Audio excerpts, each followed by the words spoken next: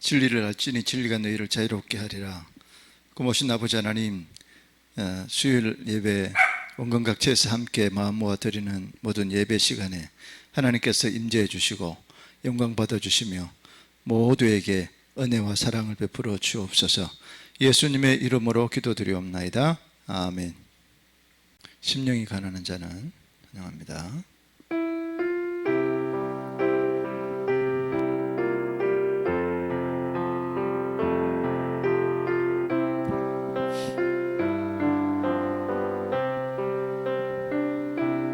심령이 가난한 자는 천국이 저희 것이요, 애통하는 자는 복 있네. 위로를 받을 것이요, 온유한 자 복이 있나니. 땅을 기업으로 받겠네. 의에 줄이고 목마른 자는 저희 배에 부를 것이요, 긍휼히 여기는 자는 긍휼히 여김 받겠네. 마음이 청결한 자는 하나님을 볼 것이요, 화평케 하는 자는 하나님의 아들이라 일컫네. 의에 줄이고 목마른 자는 천국이 저희 것이라. 내게도 주소서, 내게도 주소서. 내가 복을 받기 원하네. 오 내 주여,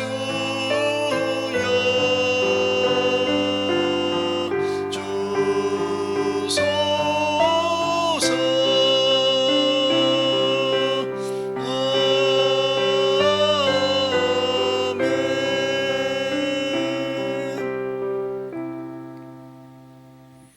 약할 때 강함 되시네.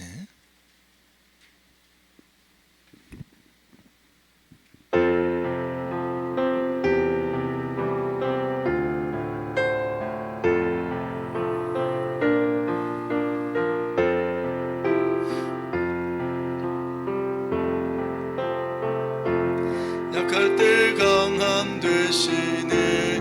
나의 보배가 되신 주, 주 나의 모든 것.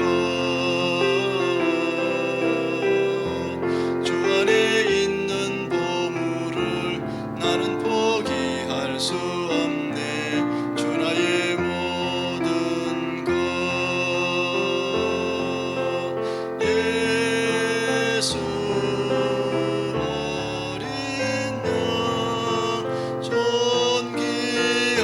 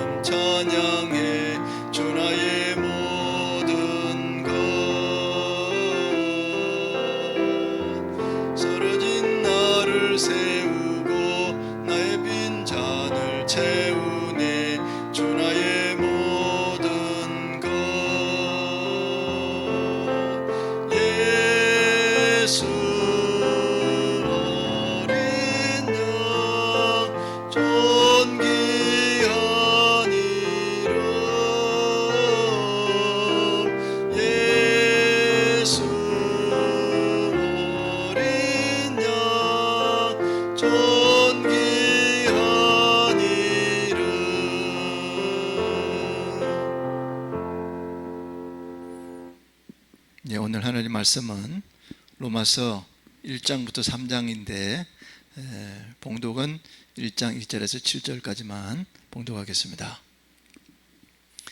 예수 그리스도의 종 바울은 사도로 부르심을 받아 하나님의 복음을 위하여 택정함을 입었으니 이 복음은 하나님이 선지자들을 통하여 그의 아들에 관하여 성경에 미리 약속하신 것이라. 그의 아들에 관하여 말하면 육신으로는 다윗의 혈통에서 나셨고 성결의 영으로는 죽은 자들 가운데서 부활하사 능력으로 하나님의 아들로 선포되셨으니 곧 우리 주 예수 그리스도시니라. 그로 말미암아 우리가 은혜와 사도의 직분을 받아 그의 이름을 위하여 모든 이방인 중에서 믿어 순종하게 하나니 너희도 그들 중에서 예수 그리스도의 것으로 부르심을 받은 자니라. 로마에서 하나님의 사랑하심을 받고 성도로 부르심을 받은 모든 자에게 하나님 우리 아버지와 주 예수 그리스도로부터 은혜와 평강이 있기를 원하노라. 아멘. 우리가 주여라고 우리가 흔히 많이 부르고 있습니다. 주여라고 부르는 속마음은 나는 그리스도의 종이며 예수님이 나의 주인이십니다 라고 하는 인정하는 마음이 들어있는 것입니다.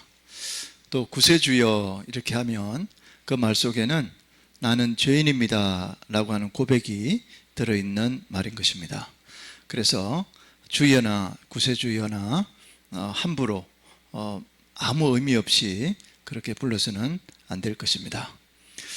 아무튼 바울은 1장 1절에서 자기 자신에 대해서 소개하시기를 종이라, 그리스도의 종이다 이렇게 고백하고 있습니다. 종은 자기의 뜻을 부정하고 예수 그리스도의 뜻만을 긍정하는 그런 뜻이 됩니다. 자기 뜻대로 절대로 행하지 않습니다.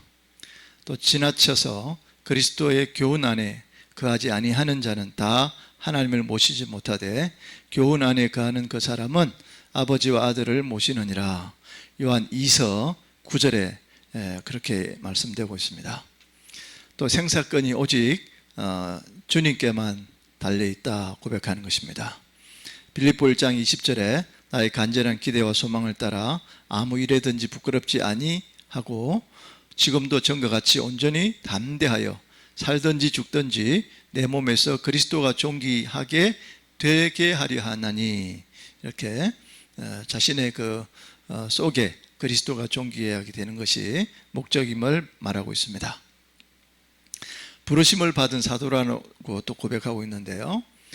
부르심을 받은 자는 부른 자 앞에서 무엇을 하였다고 교만할 수가 없습니다. 또 무엇을 못했다고 낙심해도 안 됩니다. 또 무엇이 없다고 염려할 필요가 없습니다. 또 무엇이 침범한다고 두려워할 필요도 없습니다. 오직 부르신 이의 뜻을 따라 순종하면 된다는 뜻이며 이것이 바울의 전생애의 하나의 주제 같은 그런 이야기입니다. 복음 전하기 위하여 택하심을 입었다는 것입니다. 사도행전 9장 15절에 주께서 이르시되 가라 이 사람은 내 이름을 이방인과 임금들과 이스라엘 자손들에게 전하기 위하여 택한 나의 그릇이다 이렇게 고백하고 있습니다. 또 복음 전파를 위해서 목적이 있었는데 하나님의 소원을 이루어 드리는 것이고 우리 주 예수 그리스도의 소원이기도 했었고 성령이 임하면 반드시 능력이 임하여서 복음을 전할 수밖에 없는 그런 사람으로 되고 또 부르심을 입은 자의 지극히 큰 사명이기 때문에 복음 전파를 하는 것입니다. 바울은 1장 2절부터 17절에 복음을 소개하고 있습니다. 도대체 복음이 뭐냐? 엄청나게 많이 듣긴 했는데 오늘 로마서 1장 2절부터 17절에 정확하게 복음에 대해서 기록해 놓고 있습니다. 복음은 첫째로 기쁜 소식이다 하는 것입니다. 로마서 8장 2절에도 있고요. 자, 그 다음에 복음은 오늘 2절에 보니까 예수 그리스도다. 또 복음은 미리 약속된 것이다. 이렇게 말씀하고 있습니다. 그래서 이 복음이 유래된 것은 하나님이 선지자들로 말미암아 그의 아들에 관하여 성경에 미리 약속하신 것이다. 이것을 요약하면요, 하나님, 그 다음에 선지자, 아들, 성경에 미리 약속되어 오신 예수 그리스도, 그분이 바로 복음이라는 뜻입니다. 그래서 복음의 본질은 3절 4절에 기록하고 있는데, 이 아들로 말하면 육신으로는 다윗의 혈통에서 났고 성결의 영으로는 죽은 자 가운데서 부활하여 능력으로 하나님의 아들로 인정되셨으니 곧 우리 주 예수 그리스도시니라. 이 말씀은 복음의 본질은 예수 그리스도 자신인데 참 사람이고 참 하나님이다 하는 것을, 그리스도라고 하는 것을 말하고 있습니다. 그래서 그리스도가 되려고 하면 사람이어야 구주될 자격이 있습니다. 또 죄가 없어야 되고 또 전 세계 인류보다 우월한 그런 사람이 자격이 있습니다. 또 그래서 하나님이신 그리스도께서 사람으로 되셨다 하는 것이 복음의 뜻입니다. 십자가의 대속은 하나님의 사랑과 공의의 완성이다 이렇게 말하잖아요. 그러기에 십자가로 인류의 구속 사업을 성취한 것입니다.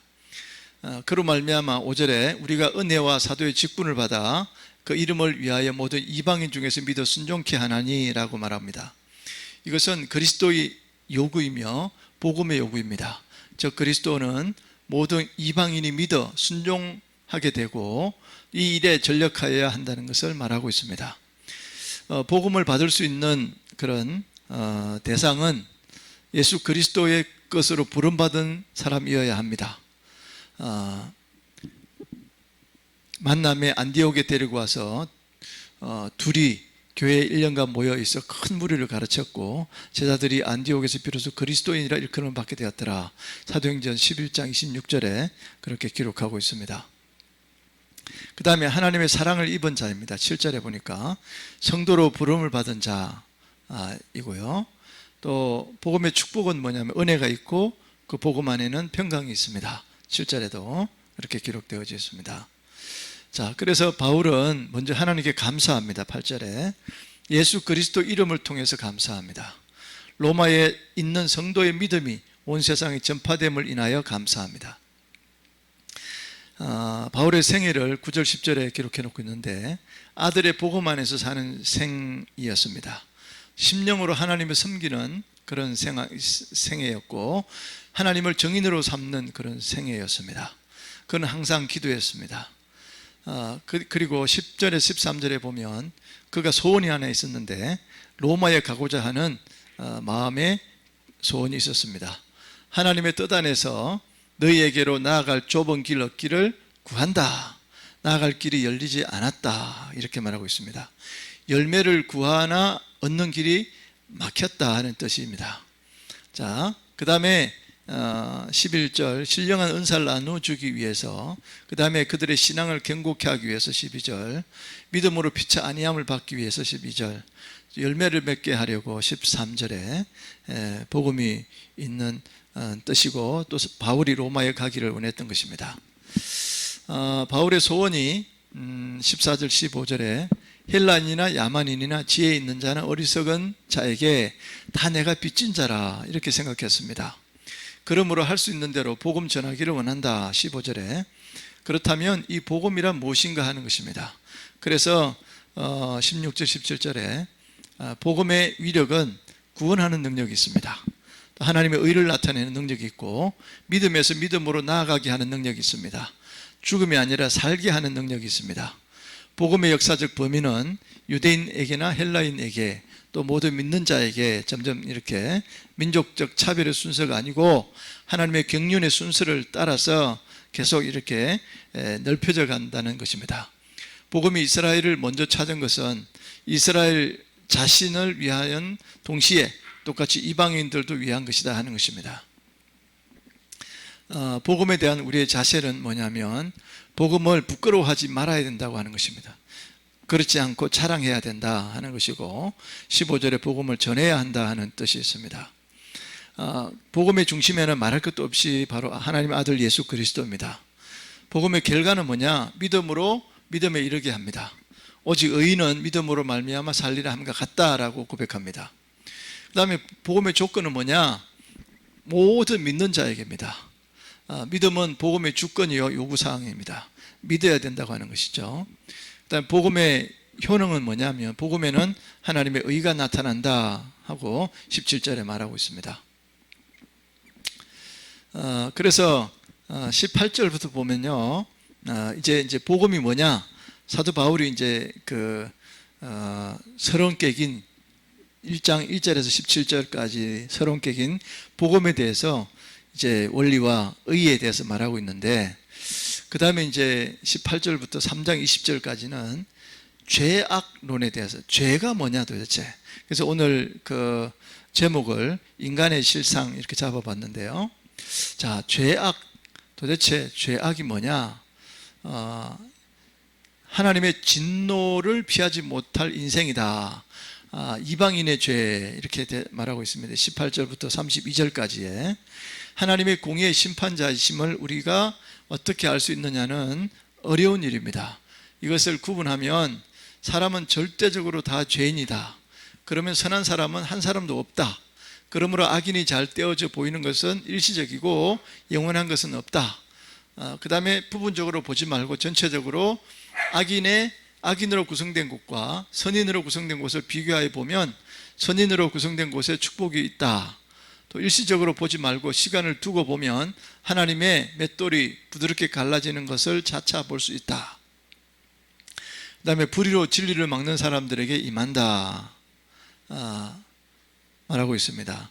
자, 부도덕한 일을 행하는 불의, 그리고 진리, 하나님을 아는 지식의 지배를 받지 않고 도리어 그것을 눌러둔다는 의미입니다. 불의를 행하면서 진리를 소유한다는 의미라고 합니다. 이것은 종교적 외식을 말하는 것이죠. 그 다음에 불의하게 진리를 막는다는 의미라고 하는데, 즉 하나님을 알게 하는 진리를 믿지 아니함이 부당하다는 뜻입니다. 그 다음에 하나님을 모르고 감사하지도 않는 죄다 하는 것입니다. 하나님은 19절에 하나님을 알 만큼 만물에게 보이셨다는 것입니다. 또 저희 속에 하나님을 알 만한 것이 보이신다는 것입니다. 19절에 그러므로 하나님을 몰랐다고 핑계하지 못한다. 20절에 하나님을 알 때 영화롭게 하지도 않았다. 그 다음에 하나님께 감사하지도 않았다. 미련한 마음이 어두워지고 생각이 허망해지고 어두워졌다. 그 다음에 썩어진 우상의 형상으로 바뀌었다. 23절에 자, 그렇게 기록되어져 있습니다. 그게 바로 인간의 실체입니다. 그 다음에 우상 숭배의 죄인데요, 피조물을 조물주보다 더 경배했습니다. 그 다음에 26절부터 방중의 죄가 나옵니다. 그 다음에 그 결과는 하나님이 더러움에 버리셨다. 그 다음에 욕심에 버리셨다. 상실한 마음에 버리셨다. 이렇게 말하고 있습니다. 그 다음에 인간의 근본적인 죄, 사형에 해당한다 하는 21의 죄를 29절부터 31절에 말하고 있습니다. 그거는 심리학상의 죄악이 있습니다. 근데 불의, 신의가 없는 거죠. 두 번째 추악, 이건 더러운 것을 말하는 거고, 탐욕, 탐하는 욕심입니다.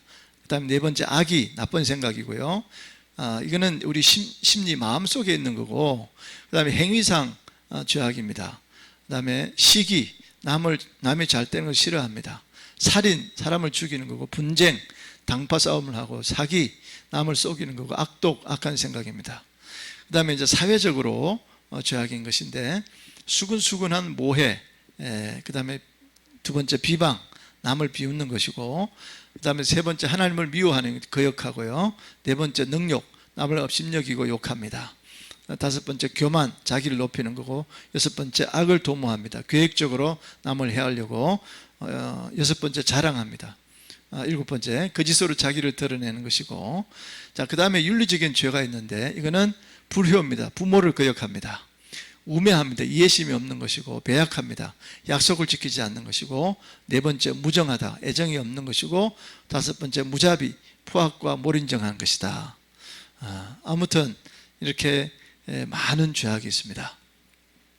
자, 그래서 하나님의 심판을 피할 수 없는 인생이다. 이게 이제 유대인의 죄가 또 나오는데, 자, 로마서 2장 1절부터 29절까지 나옵니다. 하나님의 심판의 원칙이 있는데요, 심판의 확실성은 뭐냐면 각 사람이 심판을 받는다는 것입니다. 6절에 또 심판의 보편성은 유대인이나 헬라인이나 다 같이 심판을 받는다는 것입니다. 9절 10절, 2장 9절 10절 심판의 원칙이 있습니다. 2절에 진리대로 그다음에 5절에 축적된 죄대로, 6절에 행한 대로, 또 외모로 취하지 않고 절대 공평하게 11절에 그렇게 심판의 원칙이 있는데, 16절에 그리스도의 복음으로, 또 지식이 아니고 행위에 따라서 13절에 하나님의 심판은 사람의 은밀한 것을 심판하신다 16절, 종교적 고백이 아니라 실제대로 17에서 29절에 자, 이렇게 심판의 원칙이 있습니다. 심판의 결과는 뭐냐면 상은 관대하고 영원합니다. 영광과 존귀와 평강이 있습니다. 또 벌은 확실하고 무섭다. 환난과 공고가 있고요. 죄의 확신과 하나님 앞에서 회개가 어떻게 돼야 되느냐? 선인의 심판이 있습니다. 영생. 또 선인의 심판 결과는 영광, 존귀, 평강인 것입니다. 그러나 악인의 심판의 결과는 노와 분입니다. 악인의 심판의 결과는 환난과 공고입니다. 9절에 자, 유대인의 나음이 무엇이냐? 로마서 2장 17절부터 24절에 유대인의 칭호는 유대인, 현대에는 뭐 그리스도인이라고 할까요? 그렇게 칭하는 내가 유대인의 특전, 그러니까 그리스도인의 하나님에 대한 관계, 율법을 의지하고 하나님을 자랑하고 그 다음에 율법의 교훈을 받아서 하나님의 뜻을 알고 지극히 선한 것을 좋게 여기며, 자, 이게 유대인들의 그 모습이죠. 그 다음에 유대인의 우월성이 있습니다. 그리스도인의 타인에 대한 어떤 관계인데요. 내가 율법에 있는 지식과 진리의 규모를 가진 자 19절, 그 다음에 소경의 길을 인도하는 자, 어두움에 있는 자의 빛이요 어리석은 자의 훈도요 20절에 어린아이의 선생이라고 스스로 믿고 자부했습니다. 자, 유대인의 죄가 뭐냐면 우월성에 대한 반발인데 그리스도인의 책임과 위험입니다.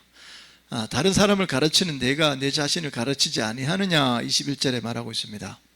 그 다음에 도적질 말라 반포하는 내가 도적질하느냐 21절, 간음하지 말라 말하는 내가 간음하느냐, 그 다음에 우상을 가정히 여기는 내가 신사물건을 도적질하느냐, 율법을 자랑하는 내가 율법을 범함으로 하나님을 욕되게 하느냐 23절.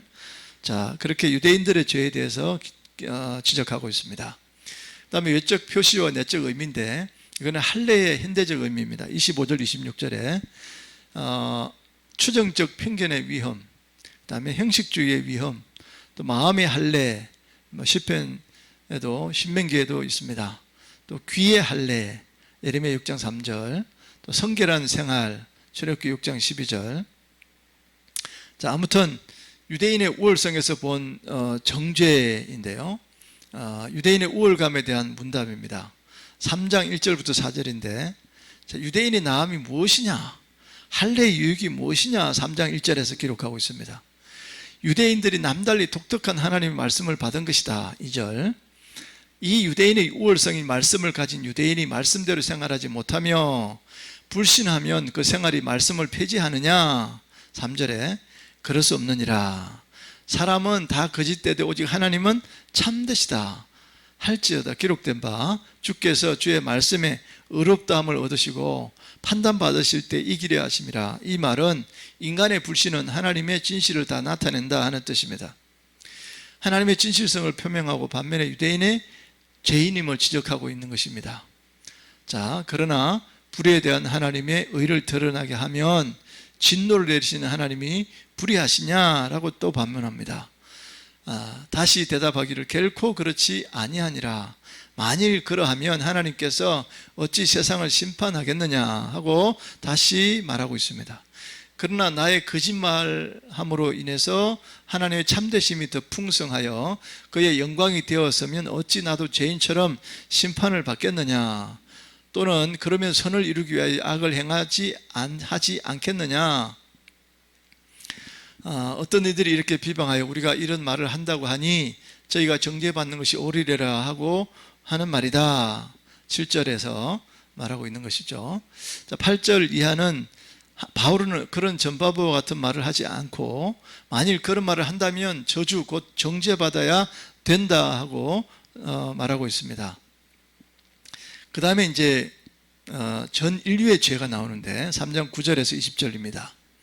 자, 인류상의 의인이 하나도 없는 이유가 뭐냐면 10절에서 12절, 스스로 깨닫는 자가 없기 때문이다. 스스로 하나님을 찾는 자가 없기 때문이다. 또 모든 인생은 한 가지로 무익하게 되었기 때문이다. 12절. 또 스스로 선을 행하는 자가 없기 때문이다. 이렇게 전 인류에 대해서 지적하고 있습니다. 그 다음에 인류의 모든 인간, 그들의 조상, 그들의 죄는 어떤 거였습니까? 목구멍은 열린 무덤이었다. 시편 5절 9절 5편 9절. 혀는 쏘김을 베풀며 입술에는 독사의 독이 있고 시편 140편 3절. 또 발은 피 흘리는데 빠른지라 시편 59편 7절 8절.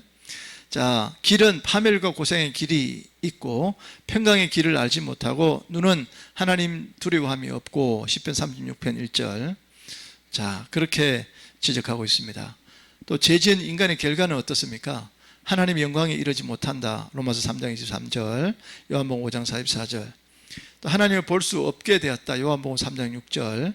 사망에 이르게 되었다. 로마서 5장 12절. 하나님의 심판을 받을 수밖에 없다. 요한복음 3장 19절. 죄의 노예가 되었다. 요한복음 8장 34절. 영생을 잃어버렸다. 로마서 5장 12절.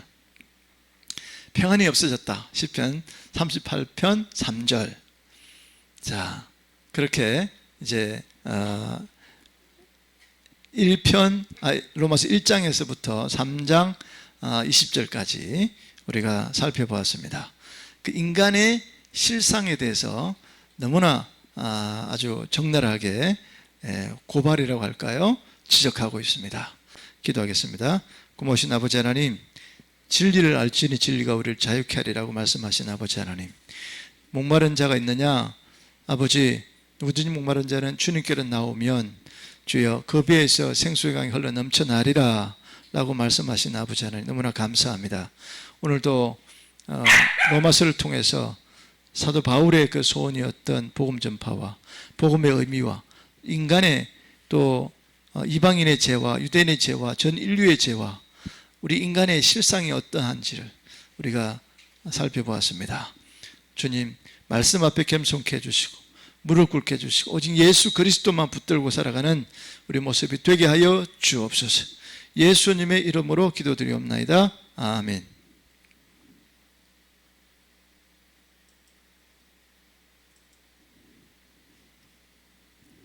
우리에게 향하신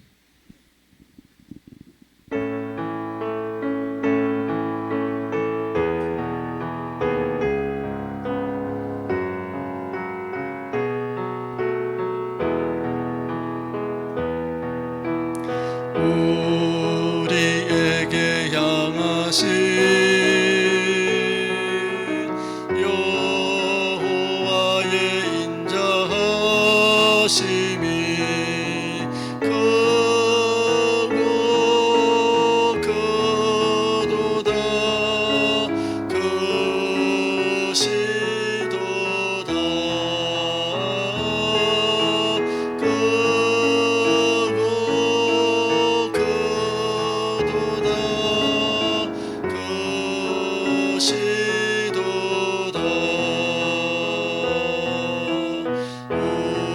우리에게 향하신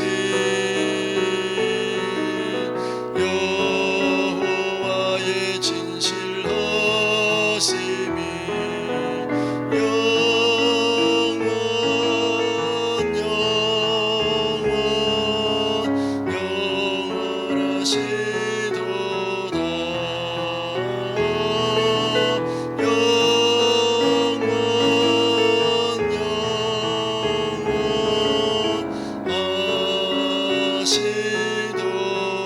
영원하시도다. 우리에게 향하신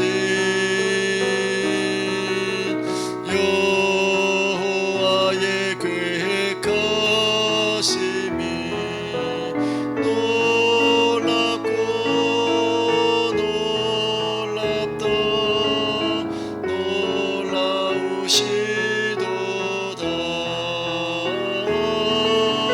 놀랍고 놀랍다. 놀라우시도다.